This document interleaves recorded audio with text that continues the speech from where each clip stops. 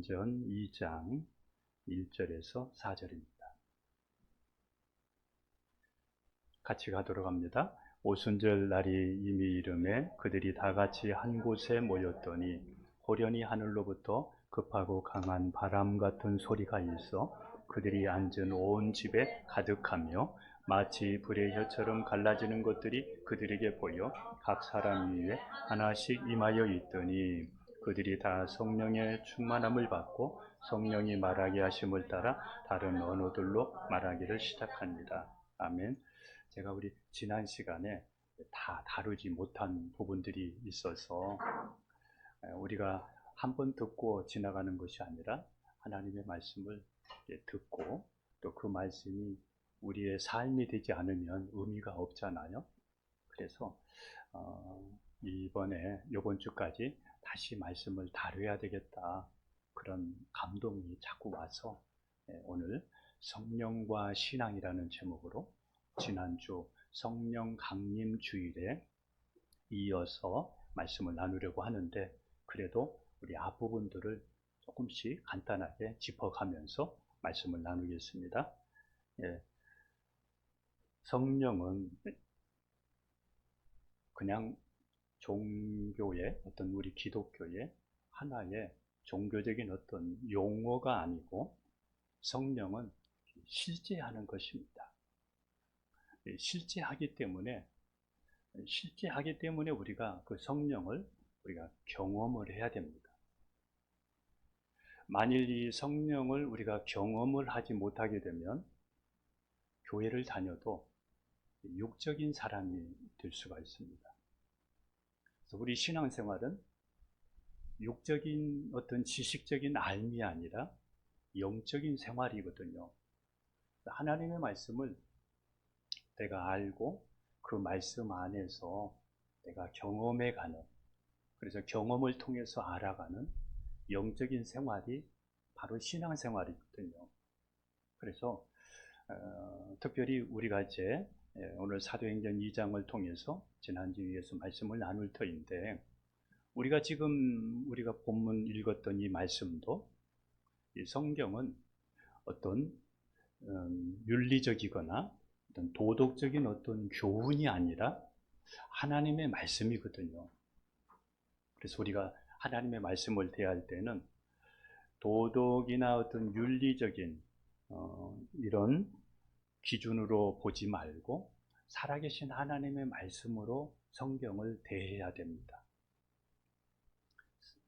중요합니다. 성경은 도덕과 윤리적인 교훈이 아니라 살아계신 하나님의 말씀이다. 이렇게 우리가 받아야 됩니다. 데살로니가 전서 2장 13절에 보면 데살로니가 교인들은 하나님의 말씀을 들을 때 사람의 말로 받지 아니하고 하나님의 말씀으로 받았다, 그렇게 말씀합니다. 그러니까 그들이 예배를 드릴 때 목사의 말로 받지 않고 하나님이 내게 주신 말씀으로 받는다는 것이죠. 그러니까 하나님께서 목사를 통해서 지금 내게 들려주시는 이런 말씀으로 생각한다면 경외심이 있겠죠. 경외하는 마음이 있겠죠. 그리고 그 말씀을 내가 잘 드려야 되겠다 하는 그러한 마음의 준비가 되겠죠. 그래서 하나님의 말씀으로 말씀을 내가 대해야 내게 복이 되고 은혜가 됩니다. 다시 말씀드리지만 성령도 어떤 교회의 하나의 용어가 아니라 성령은 실제하기 때문에 내가 성령 하나님을 경험을 해야 된다. 성령 하나님을 경험하지 못하면 평생 육적인 사람이 되고 맙니다. 육적인 사람이 되는 것과 영적인 사람이 되는 것과의 그 차이는 여기에서 결정이 납니다. 그래서 오늘 우리가 이 성령에 대한 이 말씀을 나눌 때 반드시입니다. 우리 모두는 성령으로 살아야 되고 성령을 알아야 되고, 그리고 성령으로 내가 예수님을 경험하고, 그리고 매일매일 성령으로 살아갈 수 있기를 축복합니다. 자, 오늘 우리는 이 말씀을 2025년도에는 이제 성령론에 대한 부분들을 지난주하고 요번 주로 이렇게 지나가지만, 그러나 이 말씀은 너무 중요합니다. 그래서 제가 재차 말씀드리는 겁니다. 이 말씀 잘 들으셔서 이 말씀이 삶이 될 수 있도록 그렇게 하시기를 바랍니다.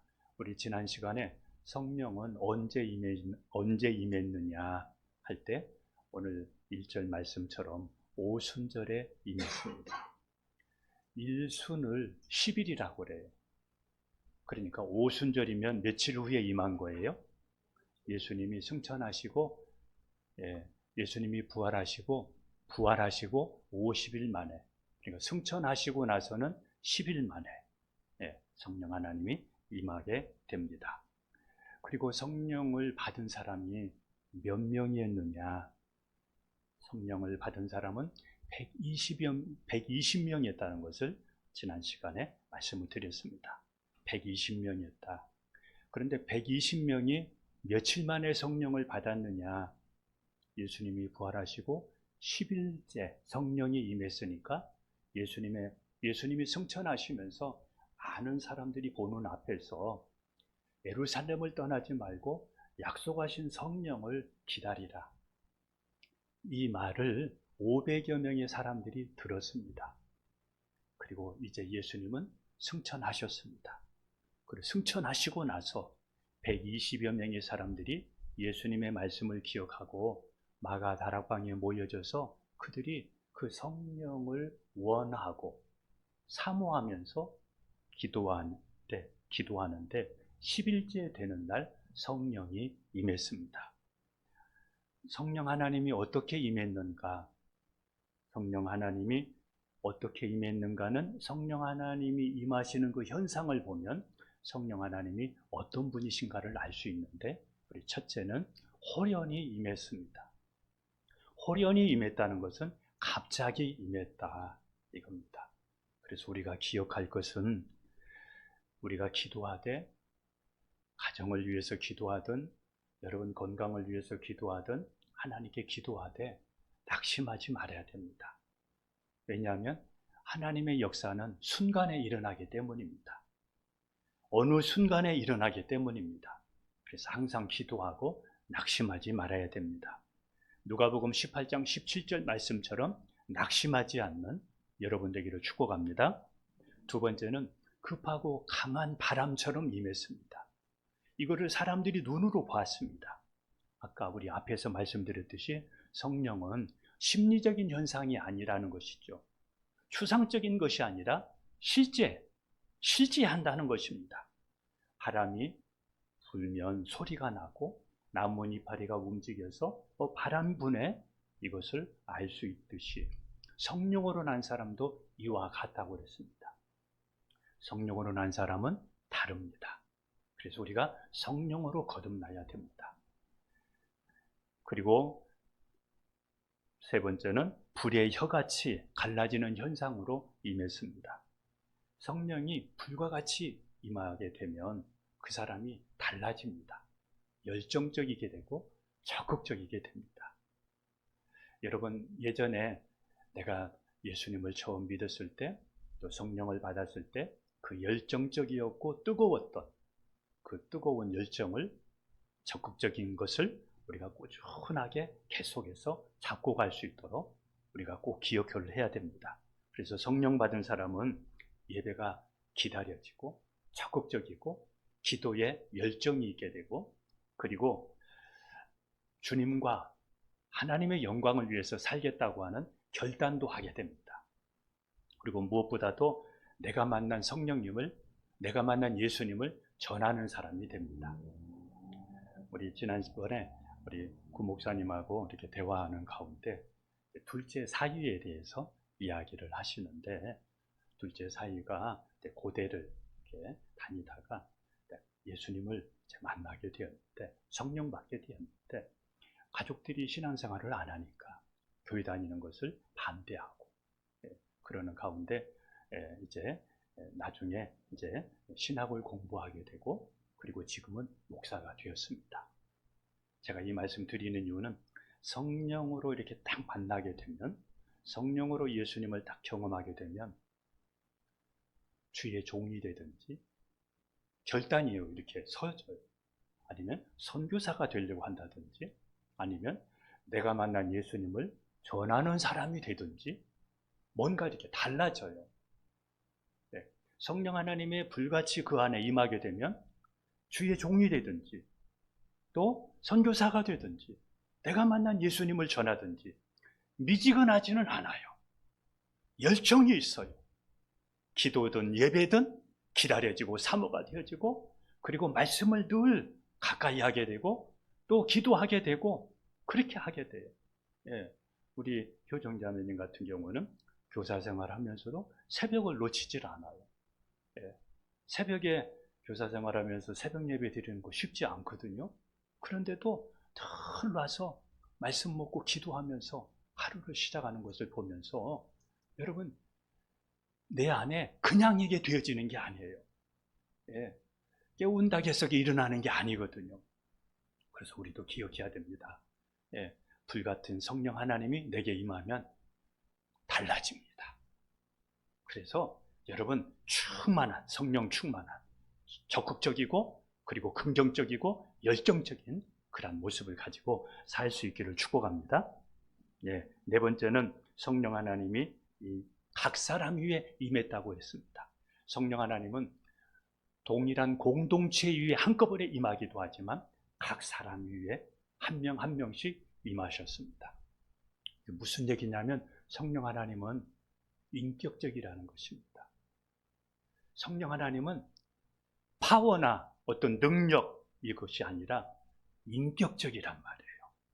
그래서 여러분이 성령 하나님을 좋아하고 사랑하고 사모하면 성령 하나님이 여러분과 함께 하셔서 여러분을 지도하시고 여러분을 다스리시지만, 성령 하나님을 여러분들이 거부하면 성령 하나님이 여러분에게 깨닫게 하시고 인도하시는 것을 여러분 거부하니까, 소멸하니까 중단할 수 있습니다.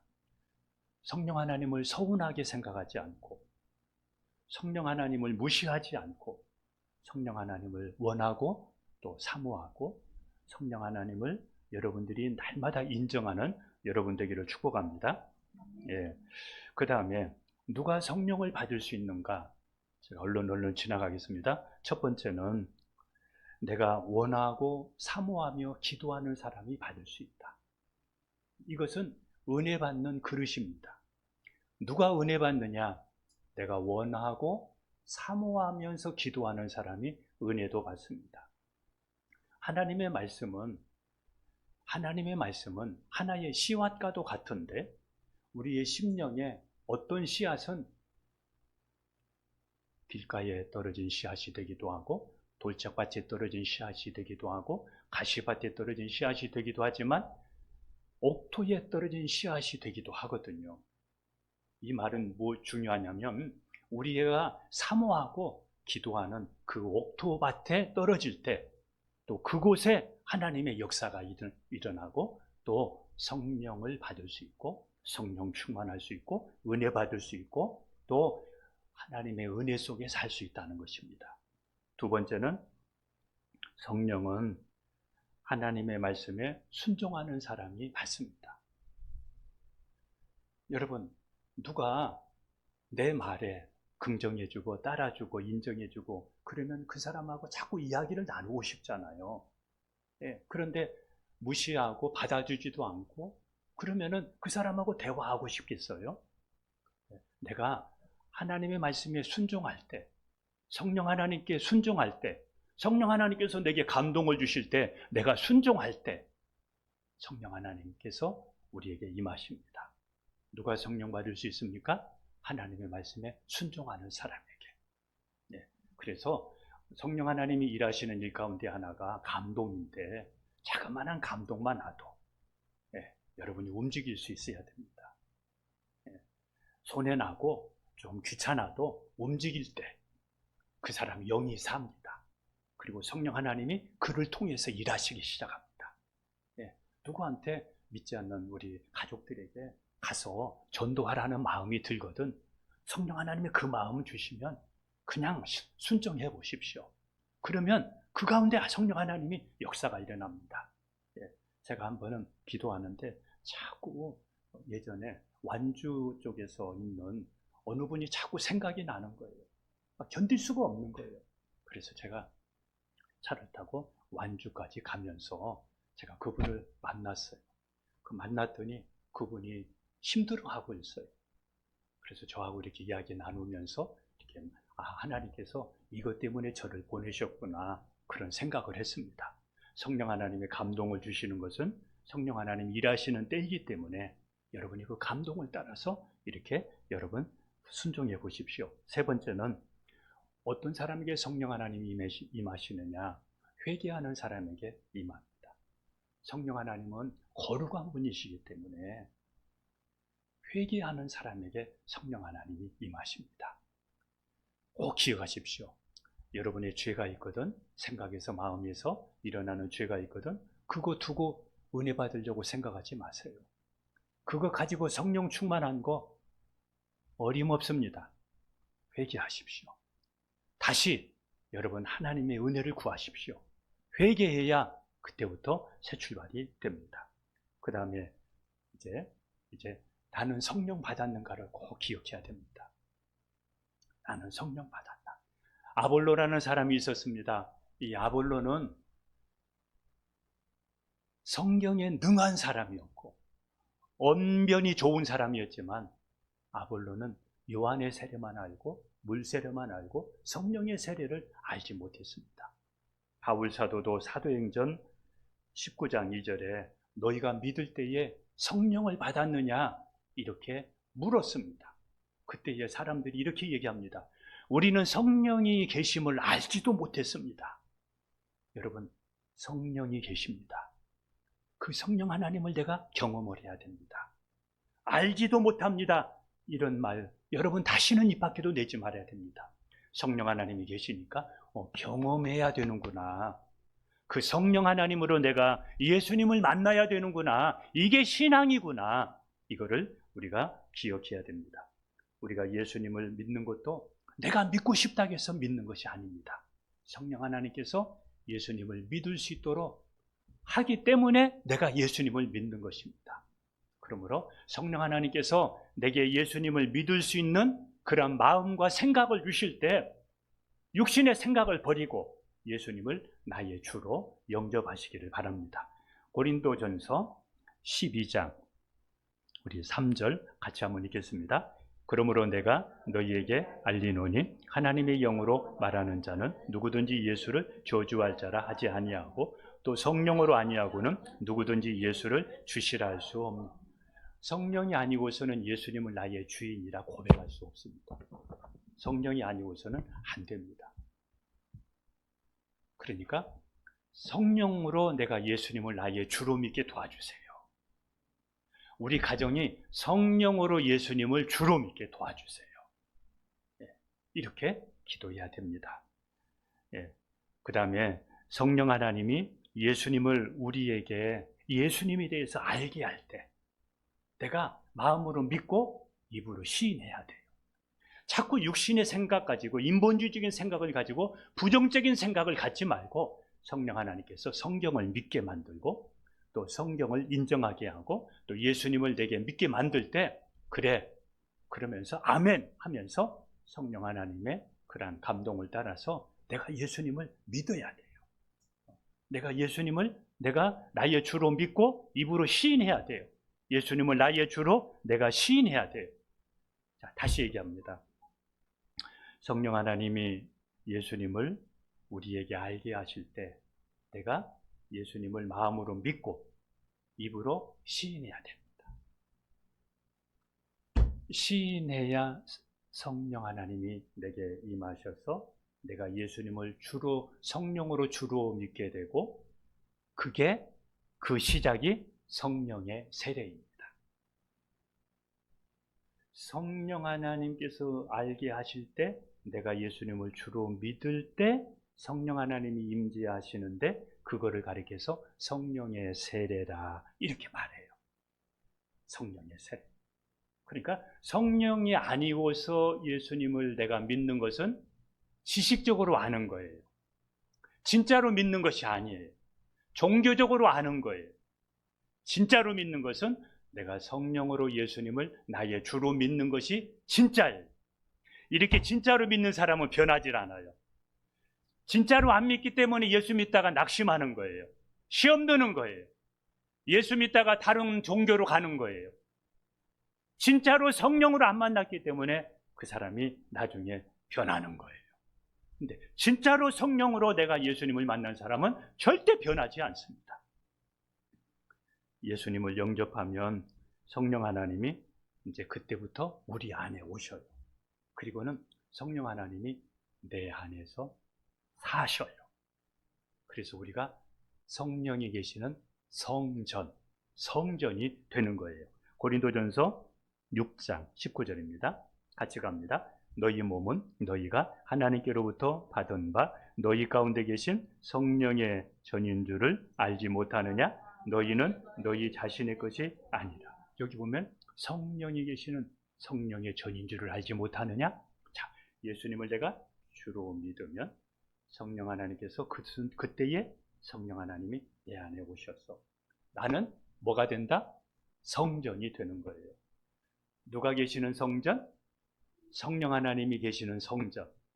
그러니까 내 안에 누가 계셔요? 성령 하나님이 계시는 거예요. 그러면 어떻게 살아야 되느냐? 그 성령 하나님을 늘 의식하는 거예요. 그 성령 하나님을 의식하면서 그리고 그 성령으로 내가 살려고 해야 돼요. 성령 하나님이 내 안에 계시면서 가만히 있질 않아요. 구워다 놓은 보리자루처럼 가만히 계시질 않아요.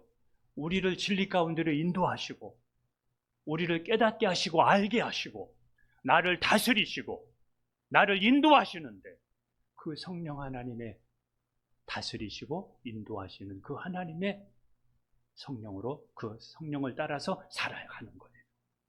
여러분 한 주간 동안 여러분 이렇게 사셨습니까? 어떻게 사셨습니까? 내 마음대로 사셨습니까? 아니면은 성령으로 살았습니까? 여러분은 한번 보시기를 바라요. 그 다음에 성령의 세례를 받은 사람은 이제 중요한 것은 성령의 세례를 받은 사람은 그게 끝이 아니에요. 성령으로 충만함을 받아야 돼요. 에베소서 5장 18절 같이 가겠습니다. 술 취하지 말라 이는 방탕한 것이니 오직 성령의 충만함을 받으라. 뭘 취하지 말라? 술 취하지 말라. 왜 술 취하지 말라? 이건 방탕한 것이다. 방탕하게 만듭니다. 세상에 취하게 되면 방탕해집니다. 그런데 오직 성령의 충만을 받으라. 이렇게 말했습니다. 성령 충만이 뭐냐? 성령 하나님께 내가 충만히 다스림을 받는 겁니다.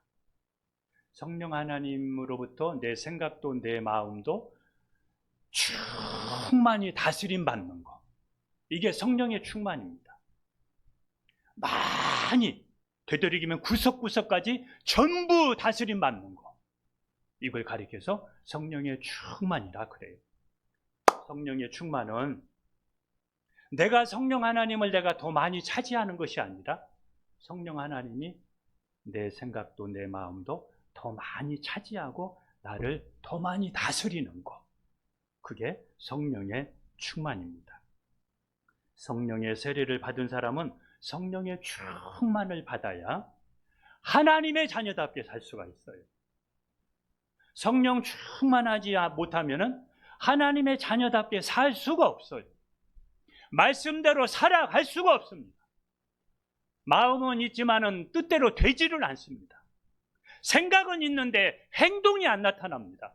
전도하고 싶은 마음은 있는데 행하지를 않습니다. 할 수가 없습니다. 그리고 나서 나중에 또 후회하게 됩니다. 운전하는 사람이 차의 연료 게이지를 늘 확인하듯이 우리 안에 계신 성령님을 늘 확인하면서 성령 충만한 다스림을 내가 받고 있는지, 성령 충만한 상태인지 이거를 체크해야 됩니다. 성령 충만하지 못하면 마태복음 25장의 말씀처럼 미련한 다섯 처녀는 나중에 예수님 오실 때 예수님을 만나지 못했습니다. 한번 볼까요? 마태복음 25장 9절 10절입니다. 같이 갑니다.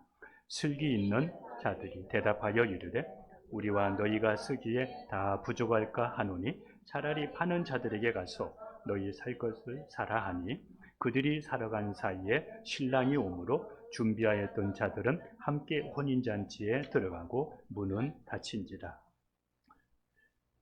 성령 충만하지 못하면 나중에 결정적일 때 주님 못 만날 수 있습니다. 그래서 지혜로운 다섯 처녀는 늘 충만했고 기름을 충만하게 채웠고, 미련한 다섯 처녀는 기름을 준비하지 못했기 때문에 나중에 예수님을 만나지 못했습니다. 우리는 성령을 빠르게 소진하는 시대에 살고 있습니다. 지금은 너무나 빨리 오늘 예배드리고 나가면서 소진되기 쉬운 이러한 시대에 우리가 살고 있습니다. 그래서 우리에게 중요한 것은 말씀과 기도로 늘 성령의 충만을 유지해야 됩니다. 말씀과 기도는 하나의 연료와 같아요. 다시 자동차 기름에 연료를 넣듯이 말씀과 기도와 오늘 이 예배는 이렇게 연료와 같아요. 그래서 다시 내가 성령으로 충만한 상태로 다시 내가 회복을 해야 됩니다. 그래서 중요한 것은 내가 말씀을 묵상하고, 그리고 내가 말씀을 읽고 말씀을 가까이 하고 기도해야 됩니다. 만일 내가 말씀도 읽지도 않고 내가 말씀 묵상하지도 않고 기도하지 않는 사람은 성령 충만할 수가 없습니다. 한번 돌아보십시오. 말씀대로 못 삽니다. 그냥 시간만 보냅니다. 나중에 하나님 앞에 갔을 때 후회하게 될 것입니다. 해야 될 때를 놓치게 되면 나중에 후회만 남습니다. 성령 충만을 유지하기 위해서 말씀, 기도 매일매일 가까이 하십시오. 성령 충만을 유지하지 못하면 영적으로 탈진하게 되고, 그리고 나중에 세속화될 수밖에 없습니다. 세속화될 수밖에 없습니다. 아무리 좋은 자동차라도 연료 떨어지면 소용없습니다. 아무리 목회자든 장로든 어떤 학교직이든 성령 충만하지 못하면 소용없습니다. 그러므로 성령으로 충만할 때까지, 성령으로 충만할 때까지 말씀, 기도 그 자리 떠나지 마십시오. 내가 지금 약해졌다 싶으면 제일 먼저 할 일이 뭐냐? 말씀과 기도. 그래서 성령 충만을 공급받고 그 다음 일을 하십시오. 성령 충만하지 않으면 다 헛됩니다.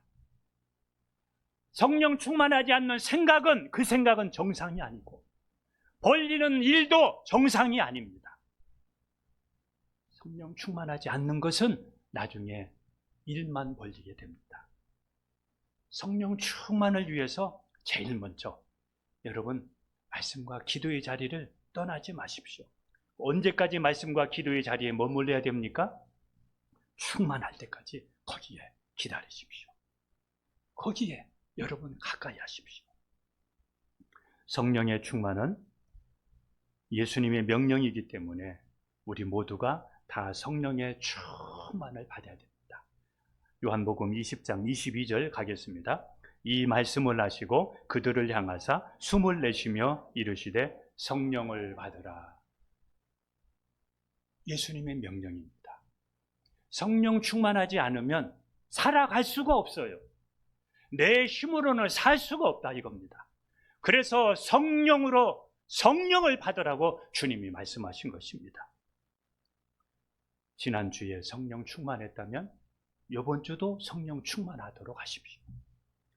과거에 성령 충만했다면 지금도 성령 충만하게 사시고, 어제 성령 충만했다면 오늘 또 성령 충만하게 사십시오. 성령 충만하지 못한 것은 하나님 탓이 아니라 내 탓입니다. 왜냐하면 성령 충만을 받으라고 하나님이 말씀하셨기 때문에 성령 충만하지 않는 것은 내 탓이라 이겁니다. 내가 말씀과 기도를 멀리하기 때문에 성령 충만하지 않고 자꾸 소진되고 그리고 나중에 힘들어지는 것입니다. 성령 충만하지 않는 것은 전쟁터에 나가는 사람이 총알 없는 총 가지고 나가는 것과 같습니다. 성령으로 살지 않고서는 성경적인 신앙생활을 할 수가 없기 때문에 예수님께서 성령을 받아라, 그리고 오직 성령으로 충만하라 명령하신 것입니다. 성령 충만은 해도 되고 안 해도 되는 것이 아니라 명령입니다. 충만하지 않으면 살 수가 없습니다. 그러니까 얼마나 나이롱 신자가 많겠어요. 얼마나 날라리 신자들이 많겠어요. 성령으로 살지 않는 종교 껍데기들이 얼마나 많겠습니까? 성령 충만해야 정상적인 그리스도인의 삶을 유지할 수가 있습니다. 구원받은 이후에 중요한 것은 성령 충만을 지속적으로 유지해가는 겁니다. 계속해서 유지해가는 겁니다. 그러니까 말씀과 기도 없이는 안 되는 겁니다. 집에서 가정 예배 드리면서 개인 예배 드리는 거, 이게 성령 충만을 유지하는 것입니다. 매일 새벽 예배 드리는 거, 성경을 매일 읽으면서 기도하는 거, 성령 충만을 유지하는 것입니다. 성령 충만해 본 사람들은 성령 충만하지 않으면 이것이 얼마나 괴로운가를 알게 됩니다. 성령 충만하지 않는 삶이 얼마나 힘든 삶인가를 알기 때문에 말씀과 기도 자리를 떠나지 않습니다.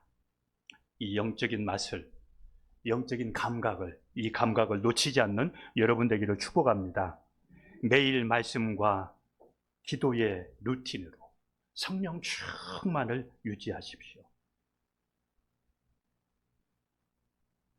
빌립보서 2장 12절을 같이 가겠습니다.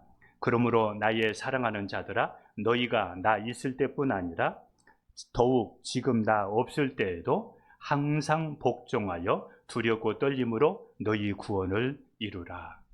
이게 무슨 말씀입니까? 생명거려야 됩니다. 두렵고 떨림으로 여러분의 구원을 이루고 하는 것이 뭐냐? 매일 말씀과 기도로 성령으로 사는 것. 이렇지 않으면 여러분들 미래는 보장될 수 없습니다. 여러분의 힘으로 세상을 살 수 있을 것 같습니까? 믿음 지킬 수 있을 것 같습니까? 하나님 나라에 갈 수 있을 것 같습니까? 가족 한 사람이라도 전도할 수 있을 것 같습니까? 안 됩니다. 그래서 두렵고 떨림으로 여러분을 말씀과 기도의 자리에서 성령 충만을 유지해 가는 것, 거기에 생명 거십시오. 그래야 나도 살고 죽어가는 가족도 살릴 수가 있습니다. 이제 말씀을 정리하려고 합니다. 성령론이 내게서 정리가 잘 돼야 됩니다. 첫째, 나는 성령을 받았는가? 받아야 될 사람인가를 먼저 체크하십시오. 나 받았나? 받아야 될 사람인가? 그러면은 제가 주보에도 실려 있고 지난주와 이번 주에 제가 다시 말씀드렸습니다. 어떻게 해야 되지? 이게 사는 길이구나. 그래서 다시 그 길을 밟아야 됩니다. 두 번째입니다. 성령을 받지 못했다면 성령을 받도록 그동안 내가 주인 되어 살아온 죄를 회개하고 예수님을 나의 주인으로 영접하십시오. 이게 성령의 세례입니다. 여러분이 예수님을 나의 주로 영접할 때 성령 하나님이 내게 임하셔서 예수님을 내가 성령으로 주로 믿게 되는데 이게 성령의 세례입니다. 세 번째입니다.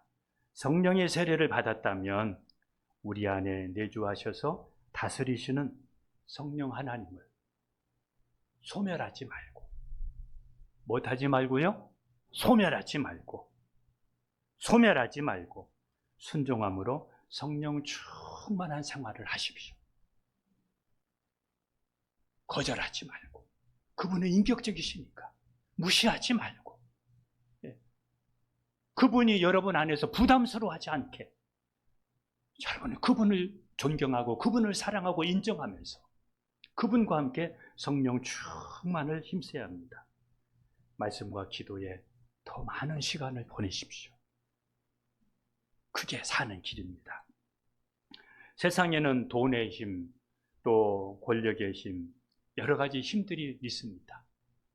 그러나 무엇보다도 우리는 위로부터 부어주는 힘을, 위로부터 부어주는 그 힘을 입고 그 힘을 가지고 그 힘으로 우리는 살아가야 됩니다. 한번 보겠습니다. 누가복음 24장 49절입니다. 같이 갑니다. 볼지어다 내가 내 아버지께서 약속하신 것을 너희에게 보내리니. 같이 갑니다. 볼지어다 내가 내 아버지께서 약속하신 것을 너희에게 보내리니 너희는 위로부터 능력으로 입혀질 때까지 이 성에 머물라 하시니. 위로부터 부어주는 그 힘의 능력, 이 위로부터 부어주는 그 능력은 성령을 가리킵니다. 우리가 이 힘을 가져야 다른 힘에, 돈의 힘에, 세상의 힘에 흔들리질 않아요. 이 힘이 없으면 자꾸 휘둘리게 돼요. 휘둘리게 됩니다. 그래서 우리에게 중요한 것은, 내 안에 지금 불안하고 두려운 것은 이 힘이 없으면 두렵고 불안해요. 내 미래가 불안합니다. 걱정이 떠나질 않습니다. 뭐 때문에 그럽니까? 힘이 없으니까. 이 힘이 있어야 평안도 유지할 수 있고, 이 힘이 있어야 두려움도 또한 염려도 이길 수가 있는데, 이 힘이 없으니까 다른 힘에 자꾸 눌리는 겁니다. 그러니까 염려, 걱정이 나를 항상 매여있게 되는 것이죠. 에스겔서 47장 1절에서 5절에 보게 되면 여기에 이런 말씀이 있습니다. 성전 문지방에서 물이 흘러나오는데 그 물이 나중에는 발목에 차고 나중에는 또 무릎에 차고 그리고는 이제 허리에 차게 되고 가슴에 차고, 그러니 나중에는 물이 얼마나 점점 불어나서 헤엄쳐야 돼. 그 물의 힘이 얼마나 물이 차오르는지 헤엄쳐야 할 정도로 그렇게 되었습니다. 우리의 신앙생활이, 우리가 성령으로 사는 것이 처음에는 발목이었다면 허리에까지, 그리고 충만해서 헤엄칠 정도로 성령으로 여러분이 충만하기를 축복합니다. 요한복음 4장 한번, 제가 먼저 요한복음 4장에 예수님께서 사마리아 여인을 만나는데, 그 사마리아 여인이 예수님을 만나고 나서 그 여인 속에는 걱정이 사라지게 되고, 그리고 그 마음속에 영생하도록 솟아나는 샘물이 솟아나게 됩니다.